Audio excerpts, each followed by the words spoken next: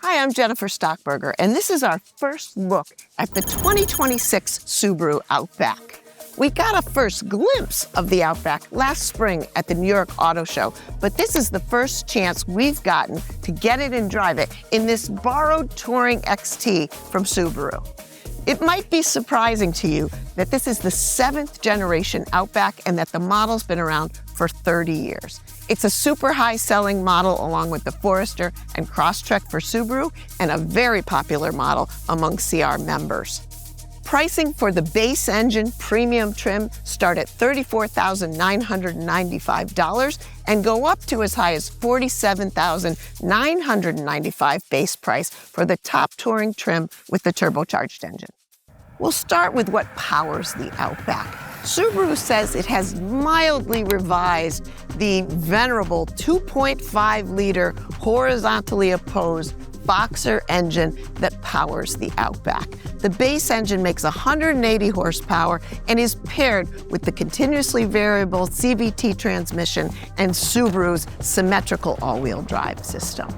XT versions and the Wilderness get a 2.4-liter turbocharged horizontally opposed engine, also paired with the same transmission and all-wheel drive. That makes 260 horsepower. It's interesting to note that the base 180 horsepower engine is the same powertrain that powers other Subaru models like the Crosstrek. This version, XT Touring, has the turbocharged engine, and that may be a better option for moving this heavier car. Among our drivers, we felt that this turbocharged engine had plenty of power to move the Outback out. It's no rocket ship, but it was adequate. The issues were more related to some confusion with the CVT and shift points than the powertrain. And these mostly carryover powertrains are probably a great move on Subaru's part in terms of reliability, in that they haven't changed much at all, and if they've been good in the past, they will probably be good moving forward. A signature engine sound makes this car immediately identifiable as the Subaru Boxer engine, and Subaru has said they've made modest improvements for noise. We noticed significant improvements in the latest redesign of the Forester, but this car sounded not so much of a difference, perhaps because it's already powered by a more peppy turbocharged engine.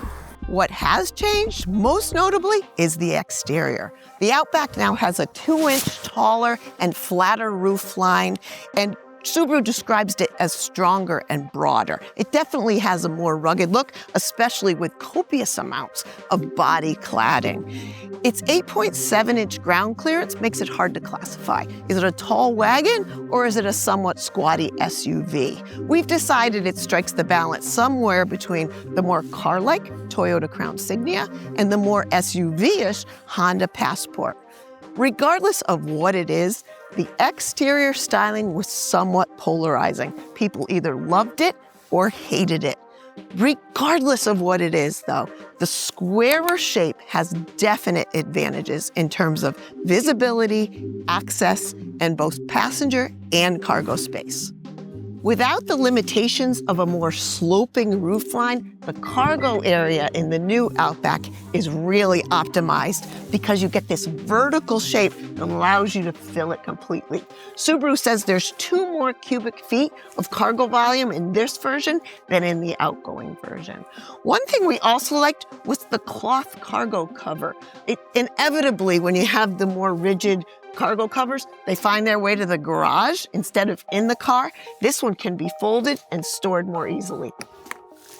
The squarer boxier shape and taller roofline are a definite advantage in terms of access. You don't have that ducking that you might have with a lower, more sloped roofline. Seat comfort has never been a strong point for the Outback, or Subaru for that matter. Subaru says they've made improvements to this seat for lower fatigue and long-distance comfort. Early impressions of the seat were that they didn't make drastic improvements, but they were good enough. The good thing is there's plenty of power adjustability to tailor your driving positions, and the even better news is that the taller roofline means just shy of 1.5 inches of additional headroom for both front and rear passengers. Inside, there were also some nice upgrades. The first is in terms of fit and finish. This kind of two-tone stitched look in this touring version that we're driving was universally appealing. Even lower trims still get kind of the two-tone look, but with fabric. The other additions are in terms of technology and user interface. Much improved for the Outback, with a 12.1-inch new infotainment screen and a new 12.3-inch digital instrument cluster. The nice thing is that Subaru has used all of this real estate to make the selections quite large and easy to see at a glance, unlike others who have all of this real estate and still give you only tiny buttons off to one side. The other thing we really liked is the addition of kind of these hard button selections for all of the climate features. They're a little bit low, but very intuitive and much better than trying to make constant temperature adjustments within the infotainment screen. Other niceties include that the map, whether you're using Google Maps or Waze, shows up also in the instrument cluster. The directions show up so you don't have to look away so often to your right to see them. And it's wireless Android Auto and Apple CarPlay. Subaru also says that they've improved the processor, so connecting is quicker and selections are fast. I definitely felt that pairing a phone happened super quickly. And we'd be remiss if we didn't mention that in this world of crazy gear selectors that push, pull, turn, and do all sorts of things, that Subaru has maintained a very traditional gear selector for the Outback. As we alluded to, the squarer, boxier shape of this Outback really improves visibility. While the A-pillar angle and the front visibility remains the same, the lower belt lines and vertical orientations of the windows give you a much better sense of visibility all around the vehicle, making it easier to park, merge, and maneuver without relying on other things like cameras. Ride and handling has always been competent for the Outback, and this is no exception. Steering was described as being a bit slow and a bit vague, but it's very predictable. Certainly not agile, but adding to that competent feel. In terms of ride comfort, the Outback does a good job of absorbing most road disturbances. It's interesting to note that there is a 19-inch tire offering on the new Outback, and that's what's on this car, and it does bring in some added firmness. The standard EyeSight Safety Suite has always included a comprehensive list of what we feel are the most effective and important safety systems. But this version of the Outback has some nice additions. For the first time on any Subaru, Emergency Stop Assist is designed to activate if the driver becomes unresponsive.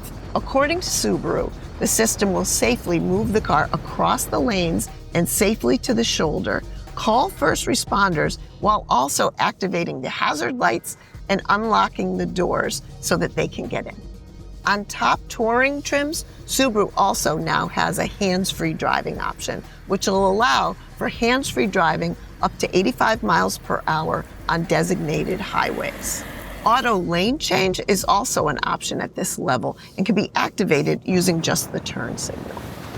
CR also really appreciates that the Outback also has a driver monitoring system that's watching the driver to assure engagement. That system is active whether you're using hands-free driving or not. One thing that some drivers noted was that the driver focus system was a little bit sensitive and was telling drivers to pay attention even with minor glances away to make a selection on the infotainment screen or in the climate. A new wider angle camera for the EyeSight system is also designed to help identify pedestrians and cyclists sooner. In general, with the mostly carryover powertrain and the changes to the exterior, were that our first impressions were that this Outback is probably going to be an improvement over the outgoing model. Of course, we will be buying and testing our own Outback very soon. Stay tuned and look for more information on the Outback or any other SUV or wagon at consumerreports.org.